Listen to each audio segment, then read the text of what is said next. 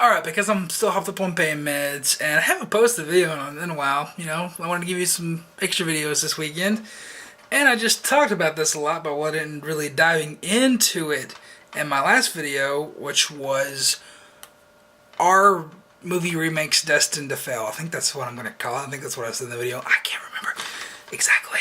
Probably. I don't know. We're going to be talking about the Nightmare on Elm Street remake. And just right off the bat, like I said in that video, I legitimately love this movie. Now let me go into details why I do. Now most people will say, Gino, why did you love that movie? It's horrible. It doesn't hold up to the standards of the original. There's nothing like it. I enjoyed it. I really did enjoy this film. Like I said in the last video, I love Nightmare on Elm Street. Out of the out of the last 15 Halloweens, I went as Freddy 10 times. So let's tell you something. Little fat Freddy running around. When I'd make my own Christmas sweater, I have a red shirt and green duct tape. I did have a green sweater, but I got so fat it didn't fit no more. But going into this film, I really was just worried that it was going to be bad, because the previous year we had just seen the Friday the 13th remake. And I have a good friend of mine, I'm going to call him Godzilla, because I don't want to put his name out there, but me and him, we're the horror files, that's what we shared together, was the horror films. We both loved Freddy and all that good stuff. And we went to go see all the remakes in theaters and stuff like that. We saw the Halloween remake. It was shitty. He went without me to see Halloween 2 because I didn't want to sit through another one of those films, because I hated it that much. I could do a whole video about how much I hate that Halloween Rob Zombie film, and I went in expecting that to be awesome. So that proves my whole rant that I did in the last video, like, oh yeah, if you run a movie with expectations, it can affect. Well, it doesn't prove it wrong, because it said it can, it didn't say it will. Yeah. But I went in Halloween expecting it to be great, and it was just god awful. God awful. That movie. This is a good segue. Good segue. Both of these films, actually. Halloween more so, but the Halloween remake and the Friday the 13th remake, the reason I hated them is because they were both basically pornos. And that did not sit well with me at all. Definitely more so Halloween, because that film was legitimately a porno. That's all it was. It was just sex and nudity on screen like every other 5 minutes. And I hated that. I hated that about it. I'm like, it's like, sure, that's a staple of, a horror movie. You gotta have some kind of sex, and you gotta have nudity in there. I mean,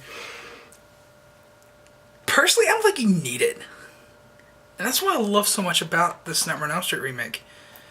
Because this, right here, does not have any nudity or sex scenes in it whatsoever. It gets straight to the horror. It tells the story that it wants to tell and gets out. It doesn't require, it doesn't rely on like a boob shot to make the crowd go, woo! They rely on the characters and the story itself. And that's why I admire it so much. Because you just didn't fall into that trap where, like, hey, we gotta flash some tits now, because tits. Don't get me wrong, I love tits. But it's like, if I want to see a porno, I can just boot up the internet and watch it free. I don't want to pay $10 to go to the theater and sit, through half porno, half horror film, If I'm going to see a horror movie, I want to see a fucking horror movie, not a porno. I just dropped my DVD on the floor. And that's the one thing I really fucking hated about Halloween. But with this, it was amazing. I went through the entire film expecting to see that one nude shot. I'm like, yeah, they got to sneak it in somewhere. I was talking there with Godzilla. We're like, yeah, they got to sneak it in somewhere, man. They got to sneak it in somewhere, because it's a horror movie. They got to sneak it in there. And once the credits roll, we're like, shit. They didn't have no nudity. They didn't have no sex. This is awesome. I can't believe they did that. And they kept us entertained the entire time without having to have a boob shot whatsoever. Because the horror film, it's like, most people, when they go to the film, it's like, oh yeah, the tits though. And I don't know why people rely on that. I mean, like I said, you can just get that on the internet for free. So, but yeah. Another thing that I really, really did love about it, and I did touch this in the last video, but I love Jackie Earle Haley as Freddy Krueger. That's what makes the movie for me. Both him playing Fred Krueger and Freddy Krueger. You know, I got the action figures over there. I should just get them, but they're so gripping to me. I love the backstory of Fred Krueger, where he was a little gardener at the kindergartner class and all that good stuff. It's like, that's so interesting. That's so creepy. I want to see a whole movie based on that. I really did enjoy that part of the film. I'm like, give me more of this, please. I want to know more about this. This is cool. This is a whole movie unto itself. You know, I want to see the whole fucking origin film of Fred Krueger, you know? Oh, you Jackie Earle Haley playing Fred Krueger.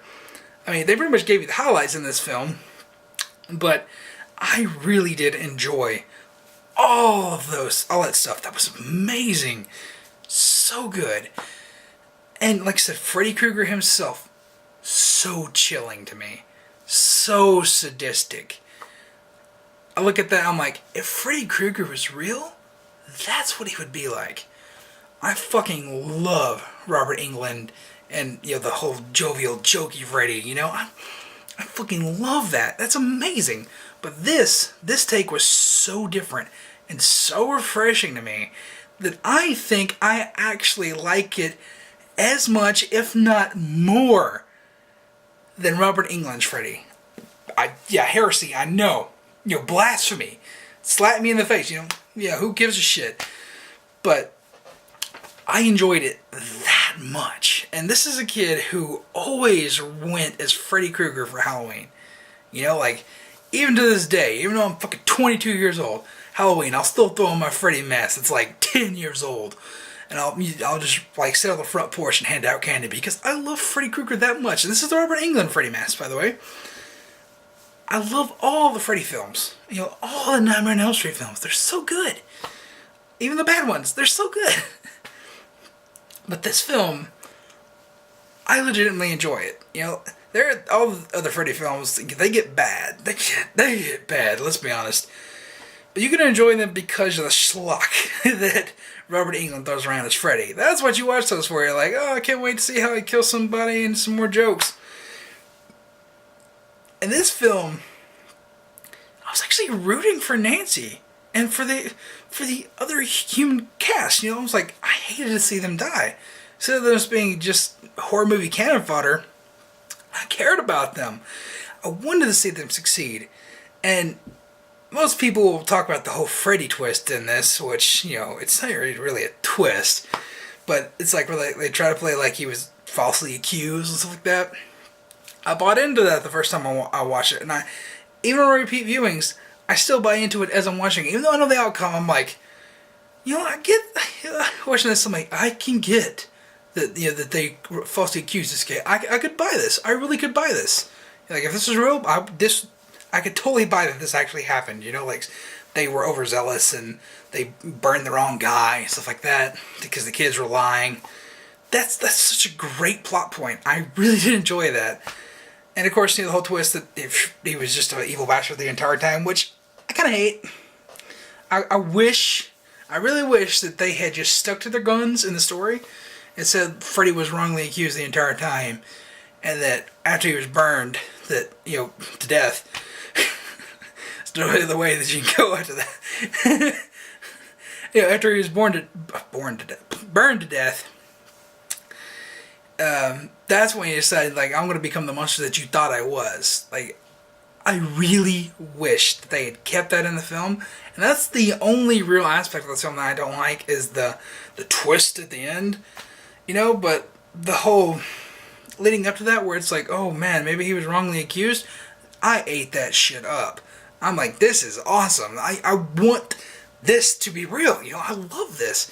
And that's why I love the film. And like I said, it does diminish a little bit because of the, you know, twist at the end, like, oh, he was the bastard that they thought he was and stuff like that. And I really wish they hadn't done that, because it would keep the movie even more original. You know, even more different than the original.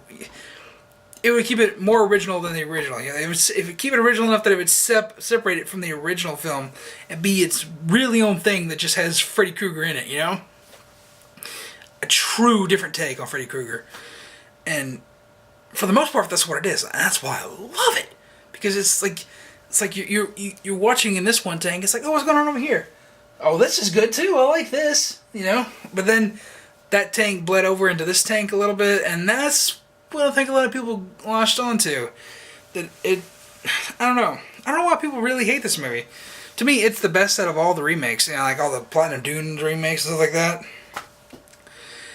And it's a movie that I legitimately love, and I could watch this movie, you know, at least once a month. You know, can't watch horror movies that often unless it's like Alien, but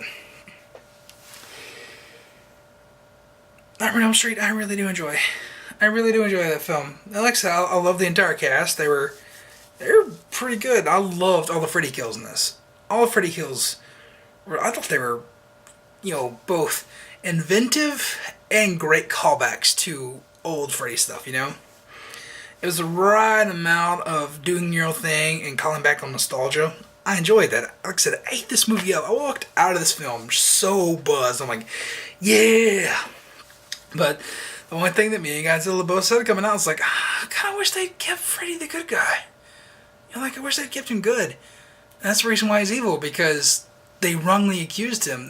That would have been such a better plot point, I think. It's like he had it, it's like, but I'm going to be true to the original. I'm like, no, you didn't have to be. And I hope that one day Jackie Earle Haley really gets a chance to reprise his role as Freddy, because I loved it to death. Personally, I love anything that he does. Like him, Rorschach in Watchmen, so good. So good. And that was like the one thing that I was clinging to when I went to go see this film. I'm like, even if the movie sucks, he's going to be great as Freddy, because I mean, just look at him as Rorschach. I mean, this dude can act. He can do psychopaths, you know. And he didn't disappoint, and the film didn't disappoint for me. Like, it's nothing, you know, amazingly good, but it's something I really do love, and I hate that so many people shit on it. And like I said, I know I'm in the minority on this film, but I really do enjoy it. I really do enjoy the Nightmare on Elm Street remake.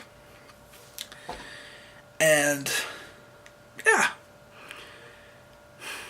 hopefully that's all I can touch on that. Like I said, I'm hooked up painkillers. I don't know.